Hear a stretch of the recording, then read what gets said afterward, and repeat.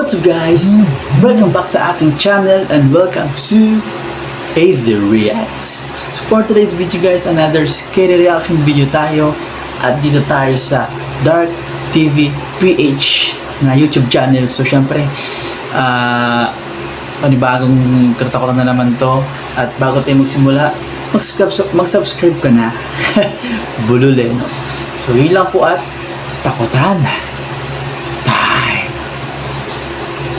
Mga nakakatakot na video na nakunan ng kamera. Uy, gugu.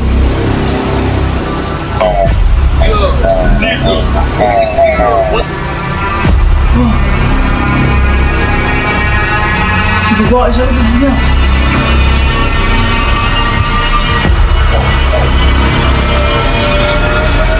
Uy, gugu. Ito na nakatakot ko.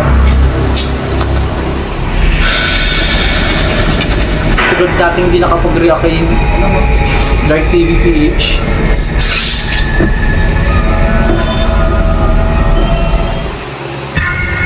Number 5. Sa unang video na ito, isang lalaki na may username na ST05 ang nagbabanding kasama ang kanyang mga kaibigan sa isang nagyayalong lawa isang gabi. Habang naglalakad sila sa isang masukal at madilim na lugar, may isa sa kanila ang biglang nakapansin ng isang butas sa lupa. Isang bagay na hindi napansin ng iba. Agad niyang pinigilan ang kaibigan na record at itinapat ang kamay upang hindi ito tuluyang mahulog. Nang tutukan nila ng kamera ang butas upang silipin kung ano ang nasa loob, doon nila napagtanto ang tunay na panganib.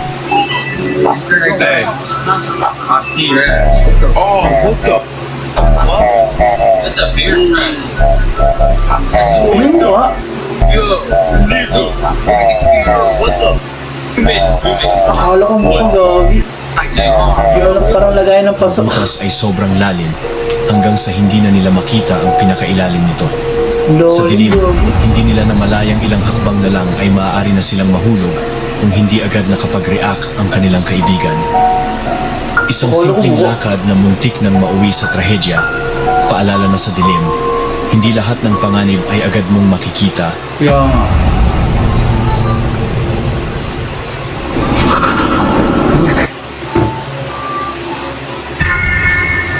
Number 4. Isang babae mula sa Ireland na nagngangalang Fersana ang nagbahagi ng isang kakaibang karanasan habang nasa loob siya ng kanyang bahay sa Belfast. Habang paakyat siya ng hagdan, bigla niyang napansin sa refleksyon ng salamin ng anyo ng isang babae na tila nakatayo mismo sa likuran niya. Noong una, marami ang nagsabing baka dobleng refleksyon lamang ito. Kaya naman nagdesisyon si Fersana na patunayan ito at muling mag-record. Baka ano lang yan, sticker? And the last time I made this video, people were saying that it's my double reflection.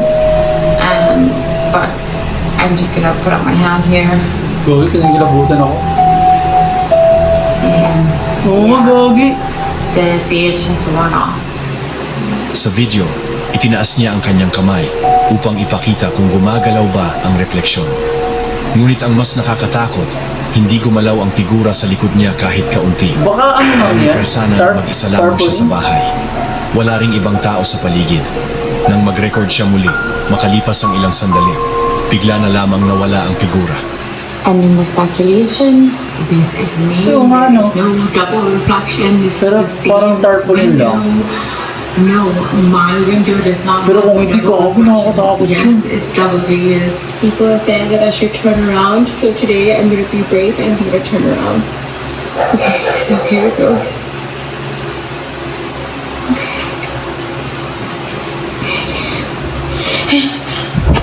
Isa lamang ba itong kakaibang ilusyon ng liwanag at salamin?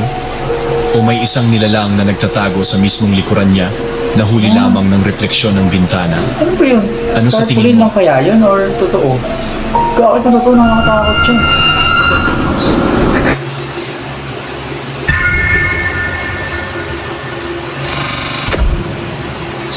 Sa video na ito, tatlong magkakaibigan ang nakaranas ng isang nakakakilabot na pangyayari na umabot sa puntong napilitan ng isa sa kanila na tumawag sa kanyang ina. Okay, you're upstairs in your room? Yeah, we're in my room right now. Okay, make sure you lock the doors in. I'm gonna come home. I should be home in about 10 minutes. I need you to stay calm though, okay? Okay. So calm, quiet, keep the door Tumawag locked. sa mama. Alright, do not go out of the room whatsoever. I'm gonna come home. I'll be there 10 minutes. Okay. And then I'm gonna call the cops on the way home too. Just a to cop? make sure. No, Mom. Why do we have to get the cops?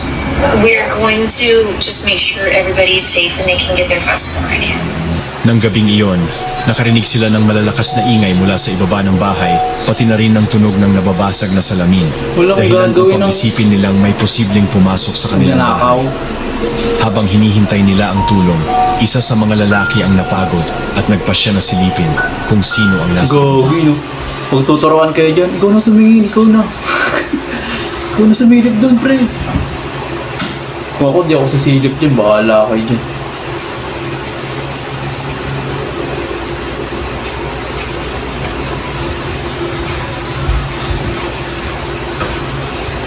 Ha? Paano yung mga nahulog?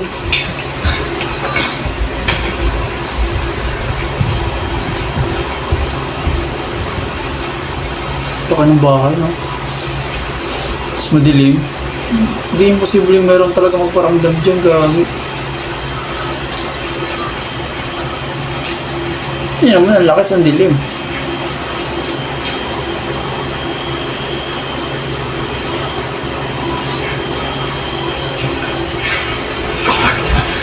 Look, stop agad. Ano yun?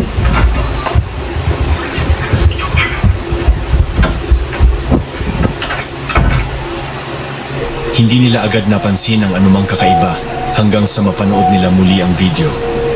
Doon nila nakita ang isang misteryosong figura na hindi nila napansin noong una.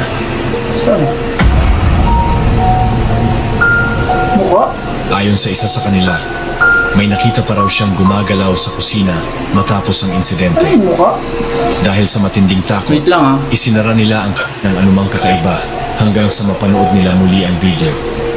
Doon nila nakita ang isang misteryosong figura na hindi nila napansin noong una. Parang mukha nga.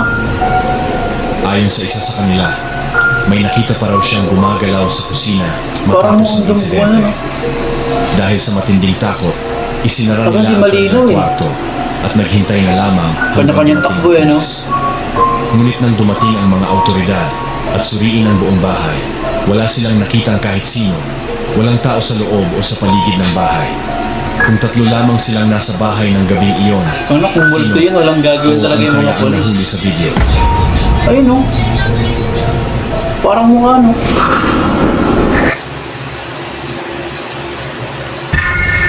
Number 2 ka na, pa-intense na to. Isang clip ang in-upload Banda. sa YouTube ng isang user na nagngangalang Daniel Chavez. Ipinapakita nito ang isang banda na tumutugtog sa harap ng tila isang live audience. Habang tumutugtog sila, mukhang normal lang ang lahat hanggang sa may kakaibang mangyari. Panoorin niyo ito.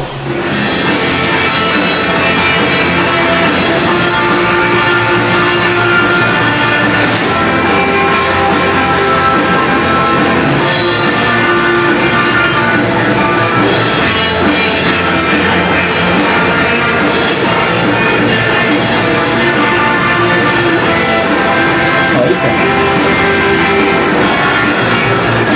Parang event.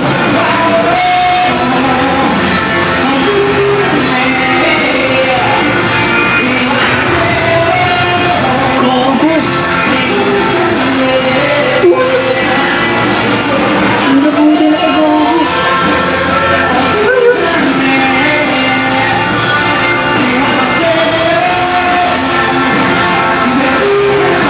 Kaya sila kumali-mali.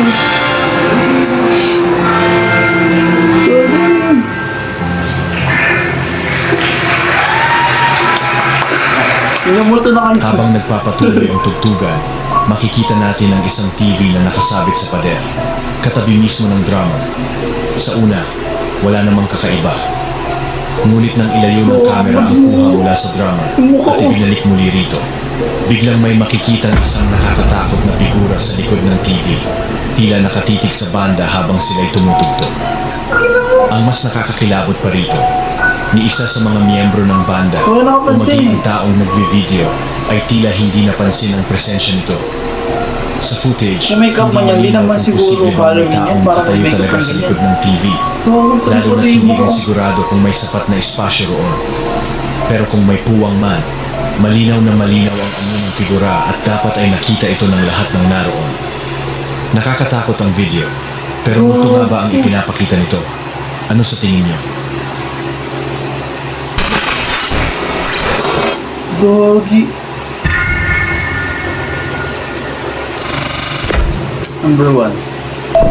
Sa huling video na ito, isang lalaki mula sa Guatemala na nagngangalang Dylan ang nagbahagi ng isang nakakatakot na karanasan.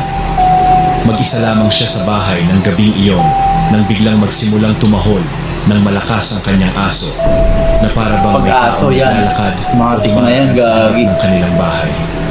Dahil sa kaba at pag-aalala, napagdesisyonan niyang silipin sa bintana kung sino ang nasa labas. Ngunit ang kanyang nakita ay isang nakakakilabot na tuklas.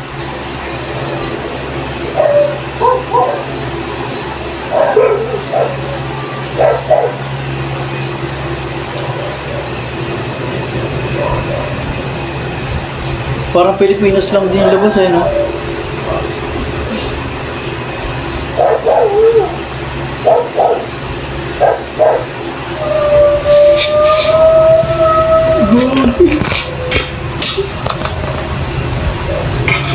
Gago, papasok na ako ng bahay niya.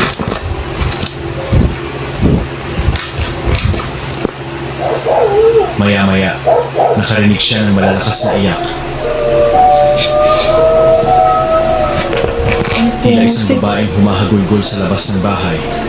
Pagkatapos nito, may narinig siyang parang may pilit na sinusubukang pumasok.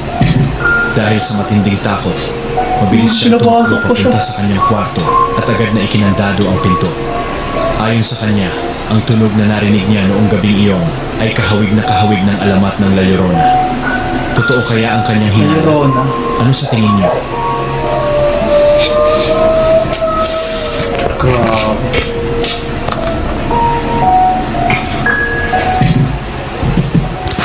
Takot naman. At iyan ang mga nakakatakot na video para sa araw. Grabe, solid yun. Dark TV. Solid talaga. So yun lang guys. Sana nagustuhan niyo itong reaction video natin. And please subscribe sa ating channel and hit the notification bell para maging updated ka sa mga reaction video pa na gagawin natin. So, yun lang po at salamat!